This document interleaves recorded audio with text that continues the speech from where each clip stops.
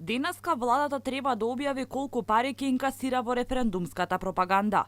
Очите на јавноста вперени кон владиниот тим, кој по владината седница треба да даде информации за средствата што ги одвоиле министрите од својот буџет, за да помогнат во агитација до граѓаните за излезност на референдумското изјаснување.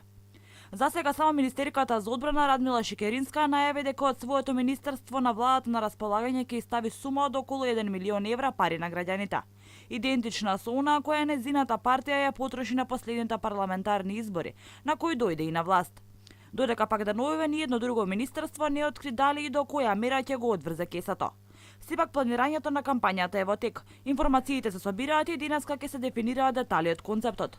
Она што е познато во јавноста е дека кампањата ќе биде информативна, со цел на граѓаните да им се објаснал договорот со Грција. Со или без дефинирани трошоци, првите луѓе во владата веќе на големо ја тираат својата кампања. На социјалните мрежи може да се забележат платените објави на премиерот и неговата заменичка. Иако Facebook е преплавен со платени објави, односно спонзорирани линкови каде се промовира така наречената информативна кампања, од еден денска вела дека за тоа потрошила само 100 евра.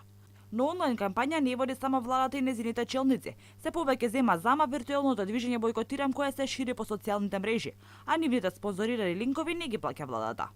Главната битка сепак се води меѓу така наречените ботови. Стотици пораки со критики кон македонската влада и повици за бојкот на престојниот референдум или избришање социјалната мрежа Facebook, обвинуваат активисти на движењето Бојкотирам. Нивните сомнежи упатуваат на веќе познатиот метод на координирана акција, кој по налог на луѓе ја пријавуваат содржината на постовите со кои се повикува на бојкот како говор на омраза, пошто Facebook ги бриша постовите. Во меѓувреме токму на социјалните мрежи, односно на својот Facebook профил, премиерот Зоран Заев го откри слоганот под кој ќе оди кампањата на власта за поддршка на референдумот и договорот за името со Грција. Под мотото во ЕУ за, од граѓаните ќе се бара на 30 септември да излезат и да го дадат својот глас.